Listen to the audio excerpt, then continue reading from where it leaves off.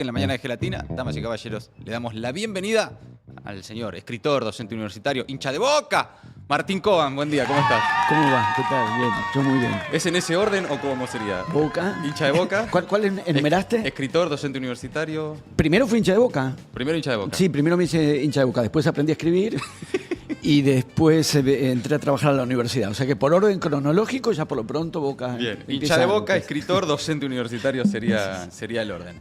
Bueno, vos no tenés redes, no te manejás en las redes sociales, no necesariamente. Tengo una cuenta de Twitter. ¿Tenés una cuenta de Twitter? Nada más. ¿Pero decís que es tuya? Sí, claro. Sí, sí. Pues, Ah, sí, no, por ahora no tengo razones para esconderme. Porque viste que está de moda los seudónimos y las Bueno, cuentas atribuidas a no sé quién. Y qué Cada sé yo. uno Sí. elige cómo Sí. prefiere. Yo no tengo problemas al revés. No me gustaría, o no le vería, yo en mi caso, ¿no? Cada uno Sí. sabrá, no le veo mucho sentido al seudónimo en mi caso. Claro. Tampoco lo dedico, y las otras redes no las uso porque no tengo nada para decir. Está bien, como no tengo Twitter me la perdí esa. Entonces, Claro. pero habrás visto, Tampoco tengo tanto para decir en Twitter, pero... sí, habrás visto otra vez, como cada 24 de marzo, tu testimonio, ¿no? Se viraliza cada 24 de marzo aquel testimonio que, para quienes lo vieron, tal vez por primera vez en las últimas horas, porque siempre sucede que cada año alguien lo ve por primera vez. ¿En qué año fue eso? ¿En qué contexto era? No me acuerdo bien. Macrismo. Hace años, Sí. hace unos años, me he dado cuenta que hay quienes me tienen por una persona reiterativa, que está siempre hablando de lo mismo, Sí. porque no advierten que lo que se repite es el video, no es que yo aparezco otra vez. Todos los años diciendo lo mismo. Claro, me llaman, dice, vení, no, yo vuelvo al tema. No, bueno, no, fue una entrevista hace Claro. unos años, Claro. nada lejos de acá, porque fue en La Nación Más, que Sí. es a 10 cuadras de acá. Antes del actual La Nación Más, ¿no? Era otro. Sí, 2017. María O'Donnell conducía María el O'Donnell. programa y hubo un bloque entero en el que ella entrevistó a Darío Lo Pérfido Sí. y después un segundo bloque en el que participábamos Guillermo Martínez, Marcelo Larraqui y yo. Sí. Y se dio que Darío Lo Pérfido, que había tenido su sección, digamos, de entrevistas solas, Claro. se agregó también a la mesa y se produjo un intercambio, un debate. Sí. Es eso, tantas entrevistas Sí, que claro. ocurren. La repercusión me puede halagar en un punto, ahí donde juega la vanidad, Sí. pero y después hay una parte que no es exactamente halago y vanidad, sino otro orden de satisfacción, que es que si hemos podido aportar algo o algo ocurrió ahí que puede haber sido significativo, bueno, mejor.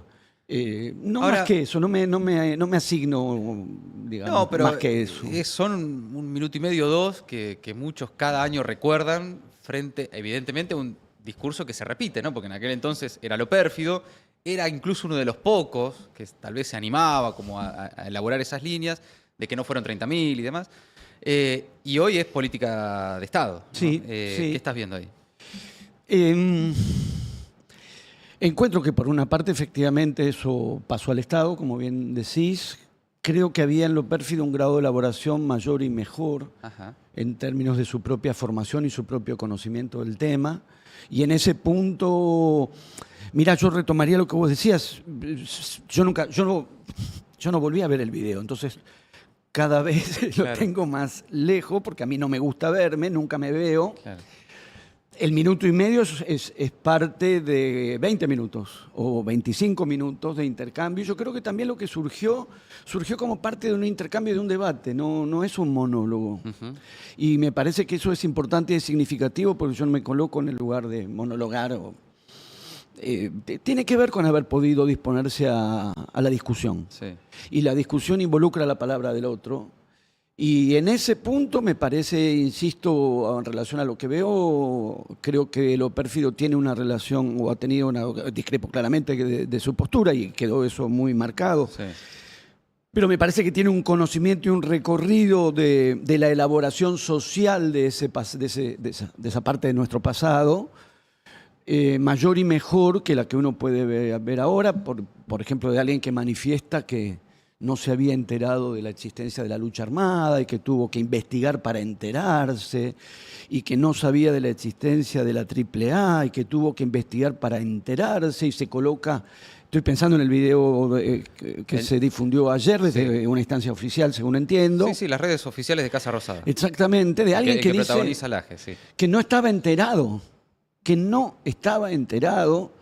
Y a mí me resulta muy llamativo ese nivel de desconocimiento. Debe ser, probablemente haya que apreciar la sinceridad de alguien que expone su desconocimiento en un grado tal, pero y presenta como un descubrimiento y una denuncia personal, es algo que en realidad se sabe. Que hubo lucha armada en la Argentina, se sabe, hay cantidad de textos, publicaciones periodísticas, ensayos, ficciones, novelas, películas, documentales. Si no es algo oculto.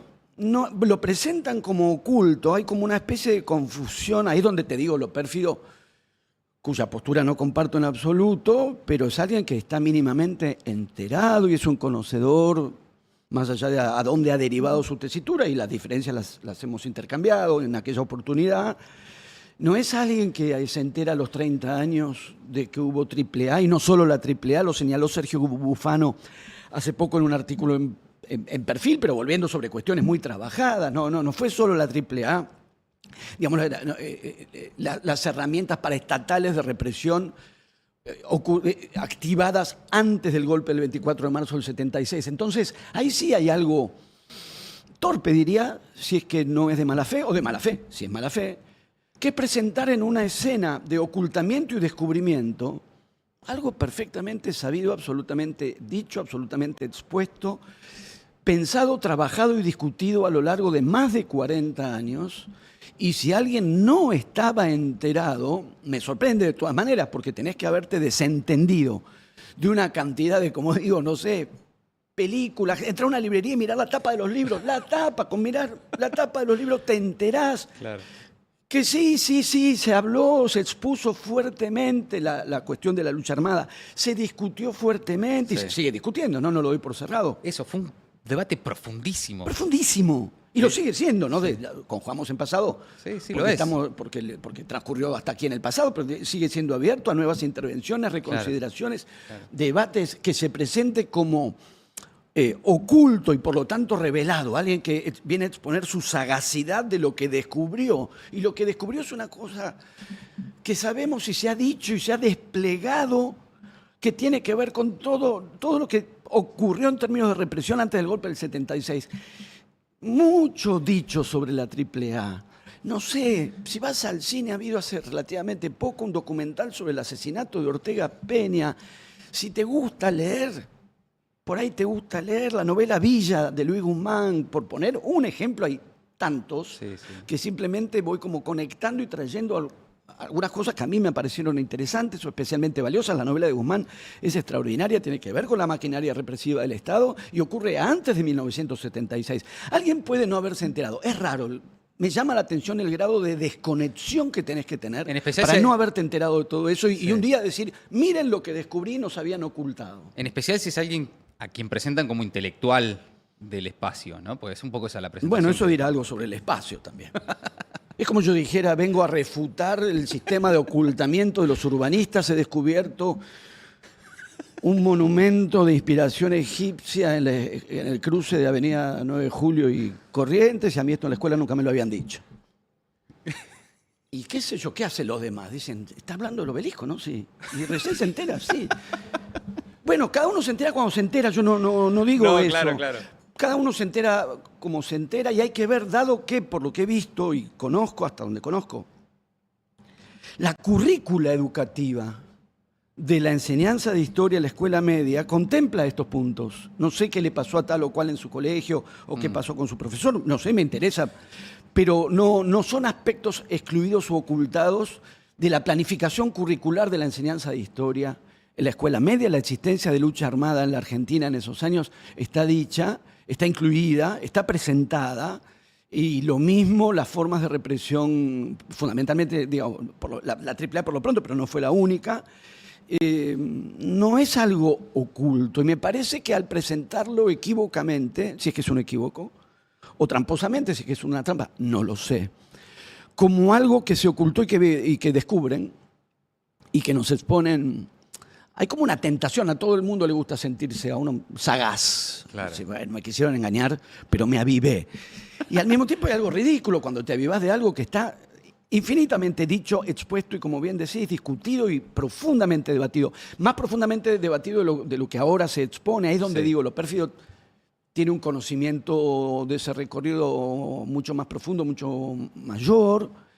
Por lo tanto, me parece que ofrece una alternativa de debate en un punto más elaborada. Eso creo, porque al presentar todo esto de una manera tan torpe en un punto, si es que fue torpe o malintencionada, como dije, si es que fue malintencionada, también mueve algunas falsificaciones ahí ya de otro tenor, que ya no es decir, ¿cómo que no sabías nada de la AAA? ¿Cómo que nadie? ¿En qué estuviste? Porque en el desarrollo de 40 años que tienen, y mucho más, 50 años, de elaboración de este tipo de cuestiones y digo, calculo en esos años porque en ese mismo momento se discutía. La lucha armada la opción por la lucha armada en los sectores que optaron por la lucha armada fue profundamente discutida en ese mismo momento, entre otros, y desde adentro por el propio Rodolfo Walsh. Y hay una profunda y amplia elaboración de una discusión sobre esa alternativa a lo largo de todos estos años de personas de posición además distinta, de posición política e ideológica distinta. Todo documentado, hay tremendos textos. Muchísimo. Cada uno llega cuando llega. Totalmente. Todos tenemos cosas de las que no sabemos nada. Y un día nos interesamos y decimos, che, yo de esto no tengo idea. A ver qué es. Empiezo a leer y me interesa. Empiezo a leer, lo cual es razonable porque, qué sé yo, hay cosas, yo alemán no sé. Bueno, un día por ahí me interesaré. Claro. Ahora, no voy a señalar al Instituto Goethe por haberme ocultado el alemán todos estos años. Fui yo que estuve un poco en otra cosa. Claro. Ahora, de un modo no del todo sorprendente, dado la formulación del planteo, la teoría de los dos demonios y la crítica, las objeciones a la teoría de los dos demonios no es la que dijo Laje. Dejo a un lado lo de los tres demonios y la casta política porque no sé quiénes todavía creen que el gobierno de Milei apunta contra la casta política. Me interesa igual si alguien todavía dice, sí, yo los veo luchar contra la casta, aun cuando han incorporado a Daniel Scioli, Patricia Bullrich, Guillermo Franco están en el gobierno. Sigo pensando que van contra la casta política y diré, bueno, entiendo entonces. Porque si no yo... Tenés ganas de creerlo. Dejaría la parte de la lucha contra la casta política de lado. Quienes objetaron u objetamos la teoría de los dos demonios, ese planteo no fue formulado en términos de negar la existencia de la lucha armada y presentar solamente la dimensión del terrorismo de Estado, sino poniendo en cuestión la equiparación política, jurídica, de una violencia con la otra. Es ese el punto. No fue escamotear y esconder que hubo lucha armada y solamente mostrar la cara del terrorismo de Estado, sino poner en cuestión la equiparación, la simetría entre las dos violencias, en la medida en que consideramos quienes no tenemos una posición tan afable con el Estado, como tiene Milei o el mileísmo, que tienen una visión bastante benévola del Estado, evidentemente, excepto cuando el Estado interviene en aspectos de justicia social y equidad, ahí no les gusta, o cuando regula afanes y prepotencias del poder económico, ahí no le gusta, pero cuando hay alguien que le pega, alguien del Estado que le pega a los viejos, dicen que los buenos son los del Estado. Lo dijo el presidente de la República expresamente. Los buenos son los de azul. Sí, bueno, lo dice un poco con ese lenguaje del videogame, de que ha estado muchas horas jugando al videogame, de lo bueno, los malos, los azules, los verdes, pero está diciendo eso, que para él los buenos son los del Estado. Claro. Son los entre un agente de la represión del Estado que le pega a una vieja que se cae, dice, yo estoy con el Estado, estoy con el Estado. El bueno es el Estado. Como tienen esa visión tan benevolente del Estado en estos aspectos, no calibran, según yo creo, el punto nodal del cuestionamiento de los dos demonios, que es que la ruptura del orden legal y el cometer delitos, y delitos de extrema gravedad, es siempre de otra índole, de otra gravedad también, si quien rompe el orden legal es el propio Estado, que es quien tiene no solo el monopolio de la fuerza legítima, sino también la función de establecer la ley y regular su cumplimiento. Si el aparato político, jurídico que tiene como función regular el cumplimiento de la ley es el que viola la ley, no es del mismo orden que la violación del orden legal establecido de fuerzas revolucionarias que por definición apuntan contra el sistema existente. Por definición, por algo son fuerzas revolucionarias. Cuando el aparato de Estado viola la ley, es lo que ocurrió durante la dictadura militar. Y antes, equiparar eso con la transgresión o la ruptura del orden legal por parte de fuerzas insurgentes, no hay que equiparar. La objeción a la teoría de los dos demonios es la objeción a esa equiparación, no es el ocultamiento de la lucha armada, es la equiparación de la violencia cometida desde el aparato del Estado con otra forma de violencia, con la premisa de que la violencia, la responsabilidad del Estado en la administración de la violencia es siempre de otro orden, y que la ruptura, la transgresión de la ley es siempre más grave cuando la comete el Estado. Es esa la premisa. Claro, el trabajo de las últimas horas de ese video en particular ya no es. Me parece que lo de negar los 30.000 fue como una etapa que ya pasó. Ahora hay como una etapa superadora de ese relato. Te quiero preguntar por eso, porque en términos generales era porque había violencia, es que sucede lo que sucede. Ni siquiera le dicen dictadura, ¿no? Entonces, ¿cómo conecta eso con el presente? ¿No? Porque hay como una de cuestionar a quien se revela, a quien protesta, a quien dice, che, salgo a la calle porque esto me parece que está mal, ¿no? ¿Cómo se traslada ese relato al presente? Bueno, ahí también hay algunas trampas, me parece, si es que son trampas, o desconocimientos graves, si es que son desconocimientos. Dado que todo empieza por el desconocimiento, es decir, nadie me dijo que hubo lucha armada. Después están los términos de la discusión. Esto que nosotros estamos haciendo ahora admite ser reducido, ridiculizado con cualquiera que toma, por ejemplo, una treta fácil de hacer, pero eficaz. Suponete que vos me haces una pregunta, suponete que estamos en desacuerdo, vos me haces una pregunta y yo hago un gesto de pensar. Si vos editás y me detenés en el gesto de pensar, parece que me quedo callado, que no supe qué responder, que me domaste, que me cogiste, que soy un mandril. Entonces, también hay un problema con el modo en que desarrollamos y circulan nuestras intervenciones. Sí, Esto mismo que estamos haciendo ahora puede ser objeto de distorsión y de falsificación por quienes no quieren realmente dar un debate, que para mí hay que dar y siempre es bueno darlo. Sí. No soy partidario en absoluto de cerrar los debates ni dar las cuestiones por zanjadas. Los debates se abren o se reabren según las dinámicas sociales, tal como vos estabas diciendo. Porque la formulación tiene otro momento de mentira intensa, y ahí sí hay un problema, porque esto está suficientemente estudiado, documentado y establecido, lo cual no quiere decir que se pueda o no se pueda discutir, que es el modo de presentar las violencias. La secuencia narrativa que se arma supone que el golpe de Estado del 24 de marzo de 1976 viene a contrarrestar la violencia revolucionaria de los grupos políticos que optaron por la lucha armada. Y lo cierto, esto se ha dicho más de una vez, yo no estoy más que recapitulando, exponiendo algo. Pero es la línea histórica de los militares, digamos. Llegamos nosotros porque había violencia y había que pacificar. Eso seguro, y yo que tengo una edad mayor que todos los que están acá, la manera de presentar y de exponer la violencia armada es muy parecida a las de las publicidades que yo veía cuando era chico y que eran las publicidades de la dictadura. Eso digo como formato de enunciación y de presentación del material, es muy parecido. Sí. Digamos, podés retomar cualquiera de esas campañas de la propia dictadura y es más o menos eso. Ahora,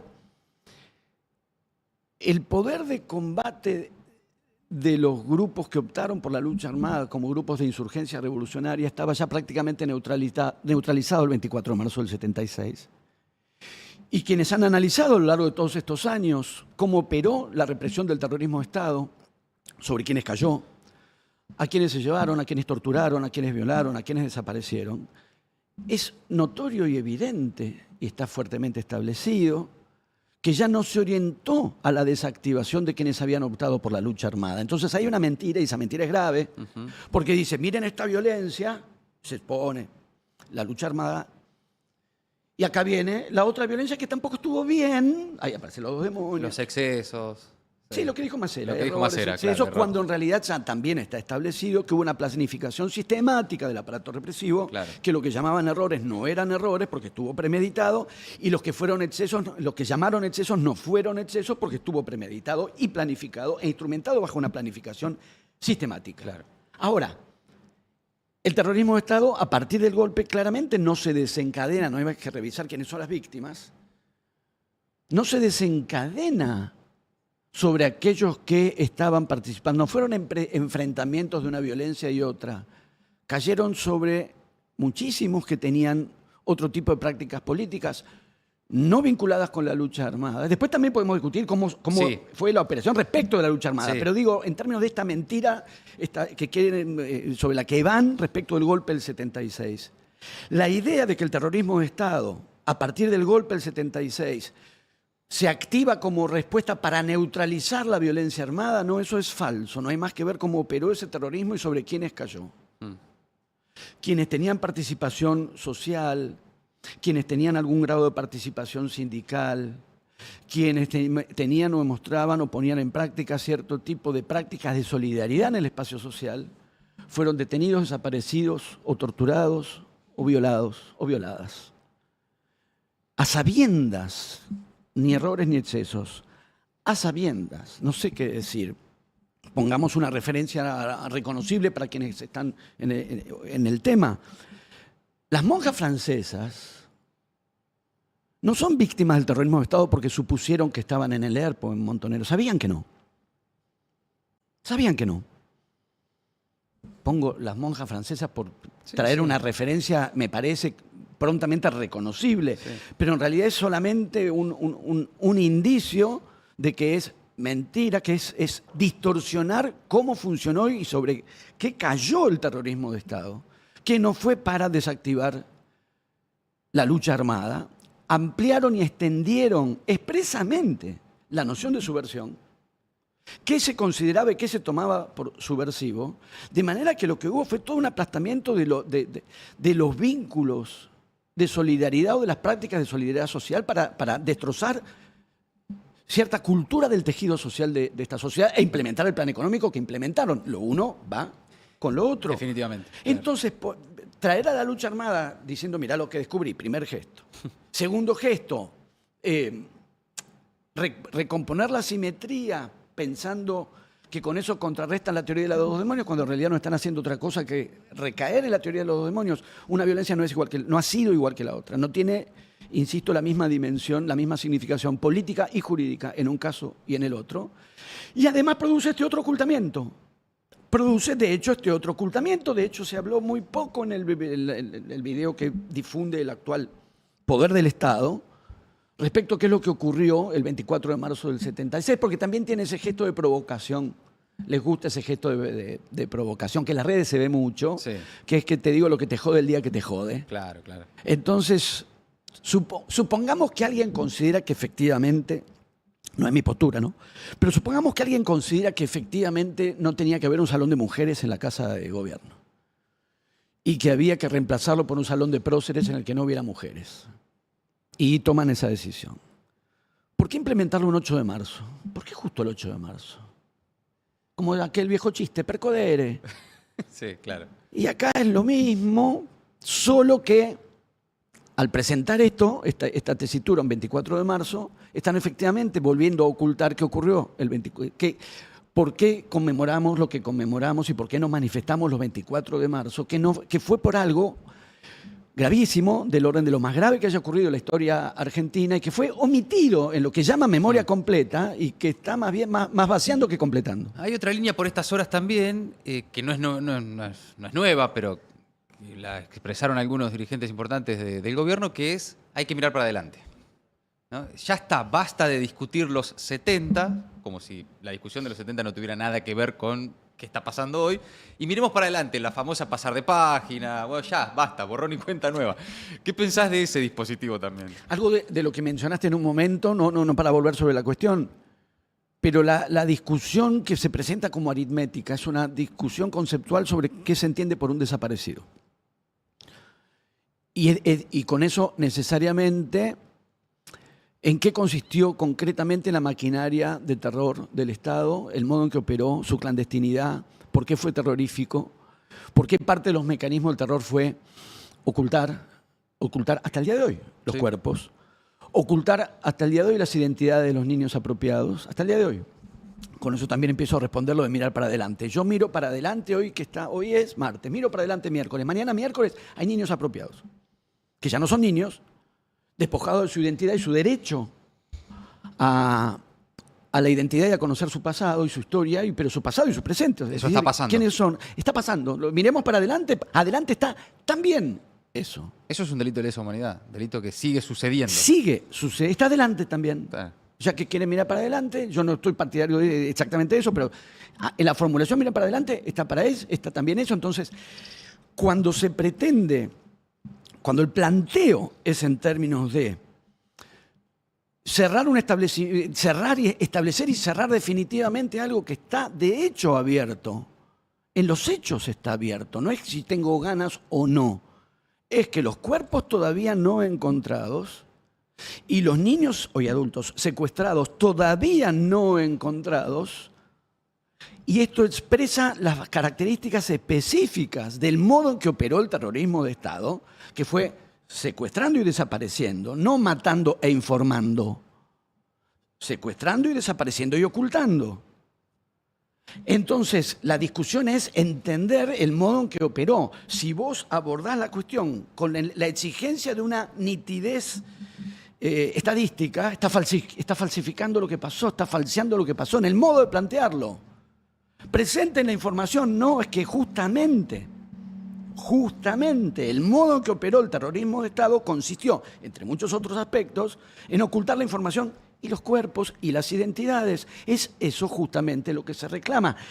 En la petición de nitidez estadística y de completar y de cerrar, están falseando las características concretas de lo que pasó, por un lado. Por otro lado, lo que planteabas del mirar para adelante, tienen esa idea. Me parece, yo no comparto esa idea de la secuencia temporal por la cual uno tiene que elegir entre mirar para adelante o mirar para atrás. Sí, como si no se pudieran hacer las dos cosas al mismo tiempo. Y como si uno no tuviera que ver con lo otro. Si tu perspectiva de futuro, tu proyección, tus deseos, tus utopías, si es que alguien tiene utopía, no tuvieran que ver con la acumulación de la historia. Es raro tener que decirlo, pero si hay que decirlo, digámoslo, como podemos ver nosotros este asunto. Porque sería igualmente pernicioso, que según yo creo, alguien que queda tan fijado al pasado que obtura su propia perspectiva de futuro. Entonces, sí, efectivamente... Eso sería algo más parecido a la nostalgia, digamos. Sí, nostalgia o alguna fijación no necesariamente nostalgiosa, eventualmente, por la nostalgia nos remite a un futuro deseable, puede ser un futuro indeseable, claro, del que de todas maneras no nos podemos despegar en términos de quedar fijados a ese pasado. Claro, claro. Y desencontrar nuestra relación con el presente y el futuro. Entonces también ahí habría algo para cuestionar si solamente se mira el pasado. Claro que no se trata de eso, es justamente pensar que no hay una disyuntiva por la cual si miro el pasado no miro el futuro y si miro el futuro me tengo que olvidar del pasado. Y a la vez nos remite en este recorrido de tantos años que lleva la sociedad argentina elaborando lo que pasó.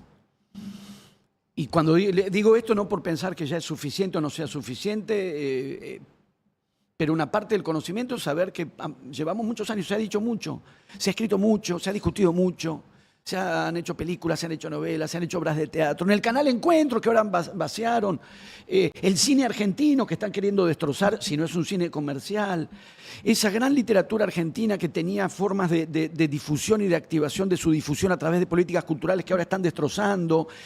Claro, fabrican ignorancia y son parte de esa misma ignorancia que están fabricando, porque ahí hay mucho dicho y elaborado y pensado y discutido, también sobre la lucha armada, y también en objeción de la lucha armada, en grados de elaboración mejores que los que estamos viendo ahora, cuando uno considera textos, los de Hugo Besetti, los de Pilar Calveiro, Claudia Gil, Sergio Bufano, estoy hablando, Beatriz Arlo, posiciones críticas, fuertemente críticas, pero con un grado de espesor y de elaboración mucho mayor. En ese punto, esto que vos bien caracterizás, ya ocurrió, es la formulación del menemismo. Porque también es falsa la formulación que uno ha detectado de hubo un relato y ahora vamos a poner el otro relato que lo va a completar. Esta manera de pensar todo en dos partes, con dos lados, claro, no poder pensar sino en dos lados. Se suele decir como si fuera un Boca River, pero Boca River, hay 30 equipos en Primera División. De acá se ve la cancha de Platense, claro, ni Boca River funciona Ni siquiera el de fútbol manera argentino dual. se divide únicamente en Boca River. No hay manera, no se puede. No, Hay no. otro- Y hasta el Boca Claro. River, Sí. hasta el Boca River nos ha deparado, hace no mucho, una escena en la que River jugaba con Racing y Boca con Independiente, Sí. y se cruzaron, ya había 4 términos, 4 Claro, términos claro, claro. que en el encuadre dual, en el encuadre sistemáticamente binario, no podés pensar ni Boca River, porque si no ese final de campeonato no lo podés pensar. Claro. No, hubo varios relatos. Hubo varios relatos. Podés detenerte en el que quieras o podés conocerlos todos. El relato que predominó en lo que rápidamente llamaremos alfonsinismo fue uno. El relato que predominó en los años que rápidamente llamaremos menemismo fue otro. El relato que predominó en los años que llamaremos rápidamente kirchnerismo fue otro. Cada uno de esos relatos tuvo contrarrelatos alternativos que los sometieron a discusión. Claro. El que vos estás definiendo muy bien, de es hora de cerrar las disputas del pasado y mirar para adelante, es idéntico al de Menem, que dio los indultos. La reconciliación, ¿no? La reconciliación nacional, Claro. en un movimiento de todas maneras, con un cierto espesor mayor. Mirá el punto en el que estamos, que yo, que en aquellos años vivía como banalidad y frivolidad las formulaciones del menemismo, hoy me escucho decir tenían un espesor mayor que a lo que asistimos ahora, porque incluso desde el menemismo se producen un movimiento respecto del pasado y respecto de la tradición de disputas del pasado en el siglo XIX, que fue la repatriación de los restos de Rosas y su traslado, su figuración en los billetes de 20 pesos. Para hacer un movimiento fuerte, para mí de todas maneras cuestionable y cuestionado, de un llamado a la reconciliación nacional, que era exactamente esto: cicatricemos las heridas del pasado, miremos para adelante. Lo que eso traía era la impunidad. Impunidad, entre otros, de los jefes de montoneros que también habían sido juzgados y estaban presos. Cosas de las que los que están descubriendo recién ahora las cosas no parecen estar todavía enterados. Si están escuchando ahora, viendo Gelatina, se estarán enterando que sí fueron juzgados. Deberían saberlo porque el gobierno favorito de los libertarios, además del de Milei, obviamente, es el de Menem, ¿no? Y sin embargo, Sí. es raro porque no lo han dicho. No es que no lo han dicho lo contrario. Claro. De manera que ese relato que vos estás citando, que en algún punto quiere activarse hoy, no hace sino retomar empobrecidamente, según yo creo, el de Menem, el del menemismo, que ya encontró además sus propios límites. Claro. Por esto mismo que estamos diciendo, que es casi una obviedad, me parece, yo desearía que lo fuera. Si no hay elaboración del pasado, no hay perspectiva del futuro tampoco. Martín, todo esto que estamos charlando, historia, presente, política, me hace pensar en 2 episodios muy puntuales de los últimos días que quiero compartir con vos, porque me parece, y quiero entrar en ese terreno de qué pasa hoy con lo argentino, con la Argentina y los argentinos, con lo que somos, lo que fuimos y la identidad. 2 episodios, si me permitís 2 minutos. Primero, Milei confundiendo el nombre de San Martín. A ver. Esto resultó fundamental para alcanzar el éxito en la campaña libertadora del general don Juan José de San Martín. Bueno, y la declaración de un asesor muy importante de Javier Milei, Demian Reidel, ante empresarios extranjeros en el Foro Económico Internacional de las Américas el martes sobre el problema de la Argentina. A ver. We have large extensions of land with access to energy, with access to water, in cold climates, which is sort of a cherry on the cake for the cooling of systems.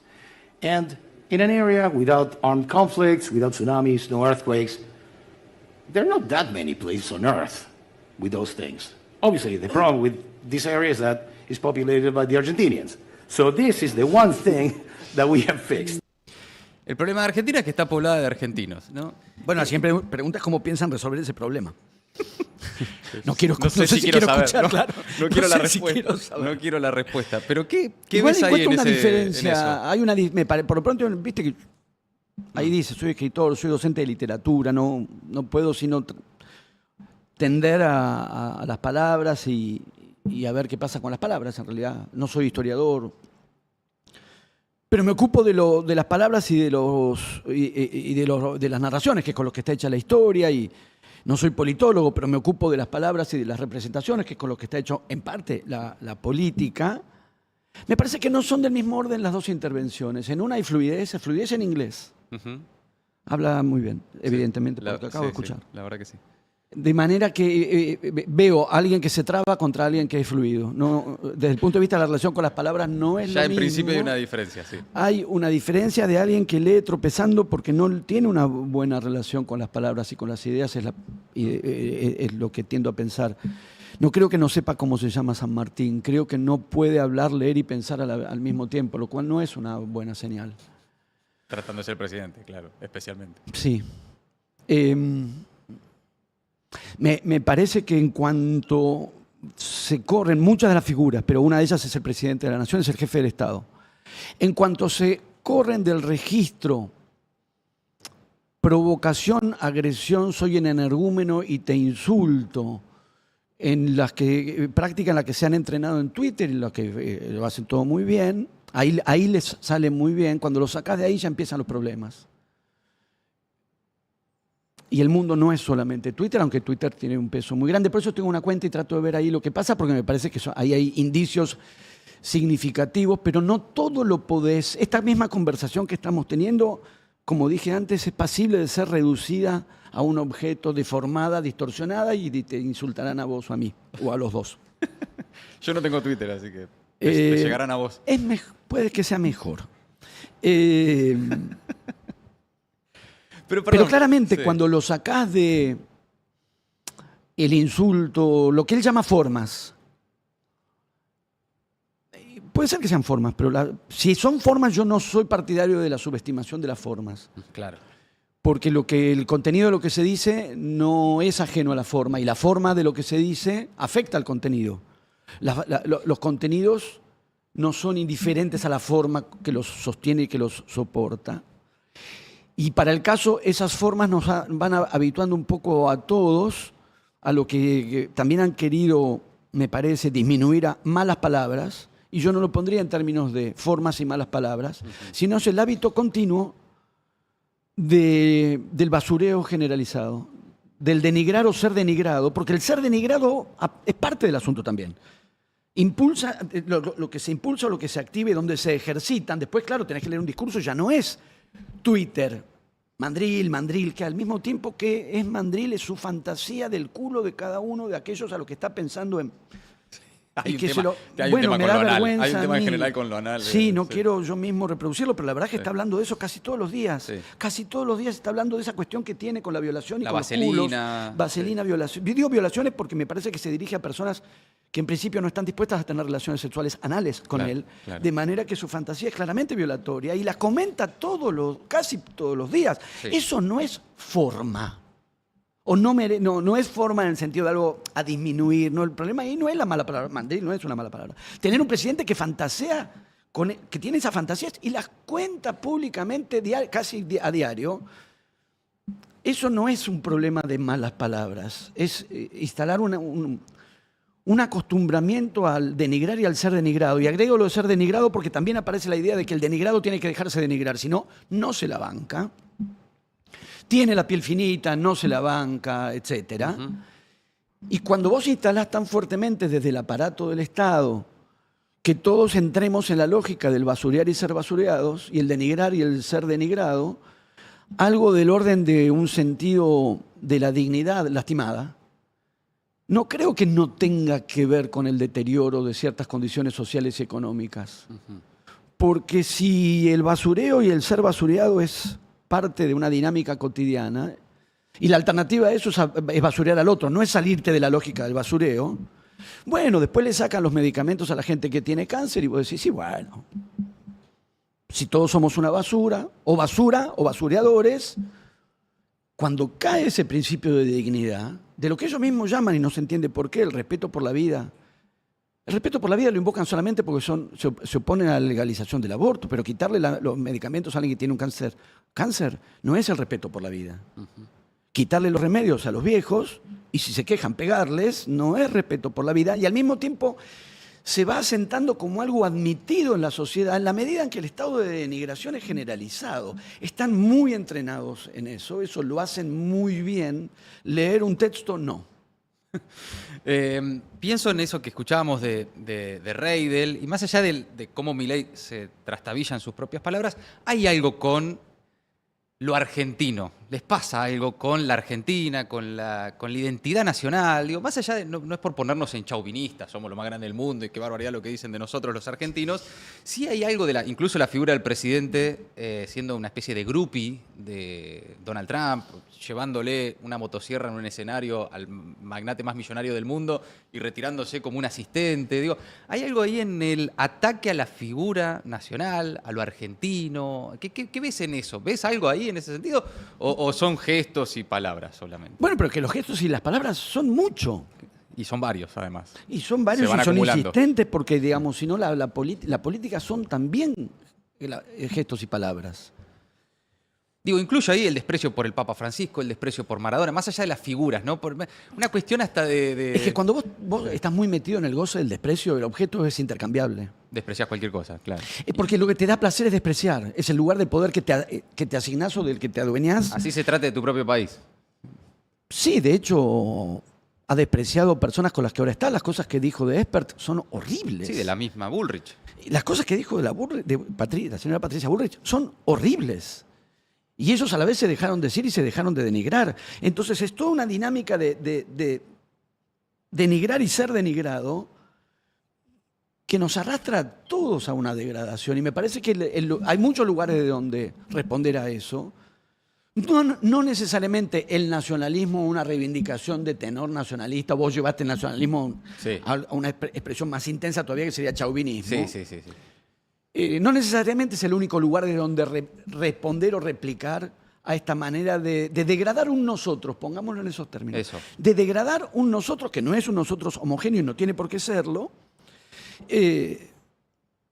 Me parece que es parte de lo mismo, habituarnos a la autodegradación, a la autodenigración. Por eso también le salió muy bien ser el bufón. Recién dijimos, Rosa, que tenía un bufón. Ser el bufón de Trump. Eso también le salió bien, es bastante, porque es del orden de la denigración, en este caso de la autodenigración. Ahí también le salió bien, no se equivocó el nombre, nada. Y vos fíjate, siguiendo la línea de lo que vos estás planteando, todo lo que puede tener que ver, me corro del nacionalismo. Me prefiero yo. Si querés. No, comentamos salgamos de ahí. Somos una comunidad con lo que supone de diversidad y no tienen buena relación con la diversidad. Claramente. Eso lo denigran, lo vacían, etcétera. Lo lastiman, lo atacan. Y lo único que es fuertemente negativo, y vos lo dijiste recién, por eso lo estoy retomando, de lo que sería una modulación de eso, que deriva en algo fuertemente negativo, que es el chauvinismo, y con el chauvinismo la xenofobia, eso sí lo tienen. Eso sí lo tienen. La hostilidad, la hostilidad a los que no son argentinos, bolivianos, paraguayos, distintas formas de la hostilidad, generalmente activadas en lo que, por donde conjugan casi todo, que es por el dinero. Yo soy docente universitario. La iniciativa de cobrarles un arancel a los estudiantes no argentinos y no residentes es vacía de contenido. Para cursar, los estudiantes extranjeros, si cursan, tienen que ser residentes. Desde el punto de vista del rendimiento económico, las cifras no solo serían potencialmente ínfimas para las arcas del Estado, sino que son cero si apuntan al estudiante extranjero no residente. Entonces, ¿qué fue esa iniciativa? Activar el odio al extranjero. Claro. Activar el recelo al extranjero, con lo cual todo aquello que podríamos recuperar como un valor en términos de definir un nosotros de convivencia y de reintegración en la diferencia y en la diversidad, todo eso lo hacen a un lado. Y la parte hostil, baja, cargada de odio, que es detestar al extranjero, esa la tomaron. Esa no se la perdieron. Esa no se la perdieron, pero porque es del orden de lo mismo, de la denigración del otro. Claro. Es una y otra vez la práctica de la denigración o la vituperación o el rebajamiento del otro. Martín, ya para ir finalizando y agradeciéndote el tiempo, mucha gente ahí comentando, mucha gente en YouTube siguiendo esta charla. Te leí hace poco en el newsletter de Cenital sobre la idea de hacer algo, ¿no? El mandato de hacer algo. Más allá de que no te referías tal vez necesariamente al punto de lo que te voy a preguntar, es ¿qué hacer entonces, ¿no? Mientras tanto? Porque hay toda una discusión sobre, che, bueno, hay que hacer algo, ¿viste esta cosa? Hagamos algo. Que alguien haga algo, ¿no? Es como, ¿qué pensás de eso? En realidad, si no recuerdo mal, la nota de Cenital tuvo que ver con que me dedico a cosas que muchas veces son percibidas como no hacer nada, como leer, escribir, hablar. Claro. Me acuerdo en alguna de las clases públicas de lucha por presupuesto digno y por mejoras salariales para los docentes, lucha activada en años anteriores. Ujú. La formulación de ahora se acuerdan, es también desconocimiento. Claro. Desconocimiento de las luchas gremiales en la educación, las luchas que se dieron durante los años, por lo pronto, del macrismo y de Alberto Fernández. Los que no, otra vez, la misma escena, los que no se enteraron, dice, ahora se acuerdan de la educación. No, en alguna de las manifestaciones públicas de lucha por mejora presupuestaria y mejora en los salarios docentes, que son denigrantes, hablando de denigración, Sí. se daba una clase pública a la que yo asistí, yo no era de esa facultad, pero asistí. Eran 2 carriles de Independencia y el resto pasaban los autos. Y se estaba dando una clase, salud, alguien estornudo. Estaban dando una clase, no es muy difícil de reconocer. Unos pupitres, un pupitre enfrentado, un docente hablando, los estudiantes anotando, preguntando, planteando. Una clase. Una claro. clase. Sí. Más de uno gritó, vayan a trabajar. Pero están trabajando. ¿Trabajan de eso? ¿No ves que ahí está no ves, ¿por qué no ves a un docente trabajando? Bueno, nos remite a muchas cosas, Sí, claro. del hacer, del no hacer. Pero además de estas prácticas, que tienen que ver con las ideas, que tienen que ver con las palabras, el hecho que se las perciba como inacción es problemático. Siempre me llamó la atención, y a veces lo comentamos con amigos que son peronistas, porque yo soy más partidario del cómo hacer cosas con palabras de Austin, y siempre me llamó la atención o me desconcertó que Perón haya dicho mejor que decir es hacer. Cuando la posibilidad de captar y de calibrar hasta qué punto el decir puede ser un hacer, es Perón. Si alguien pudo hacer cosas con palabras, es Perón. Diciendo cosas. Diciendo, ahí donde el decir es un hacer. Eso no quiere decir que no hay un hacer por fuera del decir. Claro. Claro que hay mucho por hacer y que no es del orden del decir. Pero en el decir hay un hacer también. En principio eso. Sí. Consideremos ahora la parte del hacer que no es del orden del decir. No solo por algo hay tanto desconcierto y uno como lo que es un ciudadano que está viendo la escena y el futuro y viendo con preocupación el tanto desconcierto con respecto a qué hacer, viene justamente en relación a lo que hablamos. No hay manera de revisar el desconcierto por qué hacer en el futuro que no responda a revisar qué tantas cosas no se hicieron o se hicieron muy mal en el pasado reciente. Ujú. El que nos llevó a esta situación, el que llevó a tantos argentinos a ensayar un intento de cambio que, como ha dicho Rodríguez González Tizón en una entrevista de Perfil de estos días, lo menciono también porque ha salido un libro suyo y de Hernán Confino que se llama Anatomía de una mentira y que responde... buena parte de lo que estuve diciendo tiene que ver con que leí ese libro. Así que, honestamente, es honesto que lo mencione. Bien. Y él decía, no necesariamente hay un 30% que es el caudal electoral genuino, que tiene esta tesitura con respecto al terrorismo de Estado.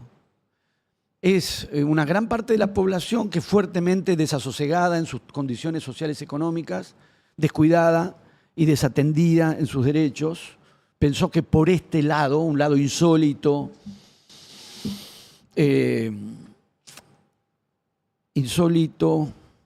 atípico, de sacudir un poco el tablero, podía surgir algo bueno, porque era nuevo. No es nuevo. No es nuevo. algunas cosas son nuevas y las hemos estado comentando. Caputo no es nuevo. Algunas cosas son nuevas y las hemos estado comentando. Sturzenegger no es nuevo. Pero algo llevó a esa ilusión. O mejor dicho, algo llevó a que la ilusión fuera a parar ahí. Si no hay una revisión crítica a conciencia de lo mucho que no se hizo o se hizo muy mal, no va a surgir una perspectiva, sin revisar ese pasado, no va a surgir una alternativa de futuro de qué hacer. Porque algo nos llevó a esta situación, efectivamente. Martín, siempre es un gusto. Gracias por haber venido, gracias por estar en Gelatina. El chat, la gente, en definitiva, te quiere mucho, te aman. Uy, no, bueno, realmente, gracias. Por alguna razón que uno a veces desconoce. La gente te quiere mucho, Martín. Bueno, gracias. No hay más que decir. Gracias por eso. Bueno, gracias por haber venido a Gelatina. Un placer. Martín Kogan en Circo Freak. Minutos finales acá en la mañana de Gelatina. Dale.